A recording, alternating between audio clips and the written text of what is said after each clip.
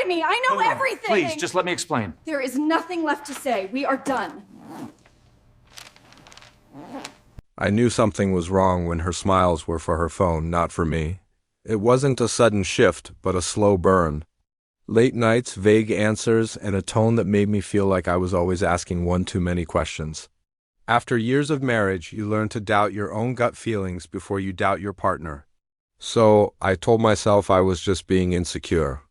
The night it all unraveled was supposed to be a celebration, my company's annual client gala. It was a huge deal. Months of planning, our reputation on the line, with every important investor, partner, and journalist in the city under one roof. She was unusually focused on her appearance that night and kept rehearsing what she called a serious talk on the way there. I thought she was just nervous for me. I had no idea she'd already practiced her lines with an audience. I overheard them by pure chance. I was walking down a quiet hallway and heard her voice drift from a slightly open door. It was confident, almost playful. She was describing, step by step, how she was going to end our marriage. Where she would stand, the exact words she'd use, and how shocked and broken I would look. Her friends were laughing, getting their phones ready, discussing camera angles and lighting. They weren't talking about heartbreak. They were talking about engagement, reaction shots, and leverage. She wanted tears.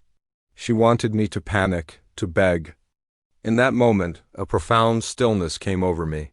I didn't storm in, I didn't shout or expose her. I simply walked back into the ballroom, adjusted my jacket, and continued greeting our guests as if nothing had happened.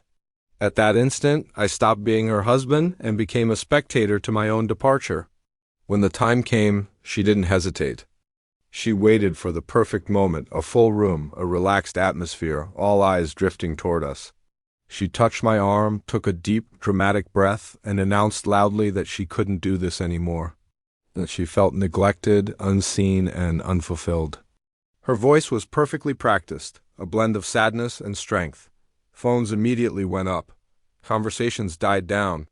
The whole room was watching. I just nodded. I thanked her for her honesty. I told her I respected her decision and that we would handle the details privately and with maturity. I wished her well, hoped she would find the happiness she was looking for. Then I excused myself, wished our guests a wonderful evening, and walked away. The confusion on her face was immediate. This wasn't in her script. There was no dramatic scene to edit, no public humiliation to exploit, no emotional breakdown to post for sympathy. Her friends just stood there, frozen, unsure if they should keep recording. By the time she followed me outside, the performance had crumbled. She was crying then, but these were real tears born from real fear. She asked why I wasn't fighting for us, why I didn't care enough to even argue.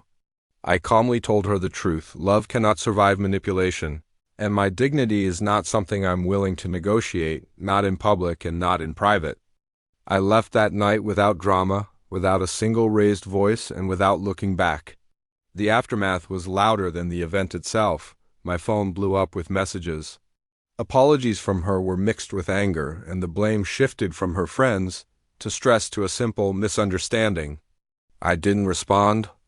My silence was the one boundary she hadn't prepared for. The legal process was clean and simple. Facts usually are. I poured my energy into my work, my health, and my routines. I started sleeping better, eating better. I found myself laughing again, genuinely. The absence of that constant, low-level tension felt like finally breathing after being held underwater for years. Months later, her online narrative fell apart. People started noticing the inconsistencies in her stories. Sympathy turned to skepticism, and the internet's attention moved on. It always does. About a year later, I ran into her in a bookstore. No cameras, no audience, just two people in a quiet aisle. She seemed smaller, not physically, but internally. She told me she never meant for it all to spiral out of control, that she missed who we used to be. She said she wished I had fought harder for us.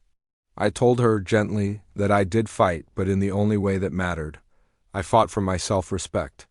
We said goodbye like two strangers who just happened to share a past.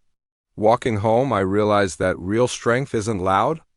It doesn't need an audience or seek revenge.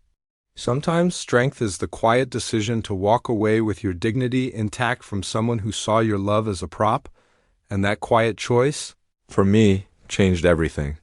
Thanks for listening.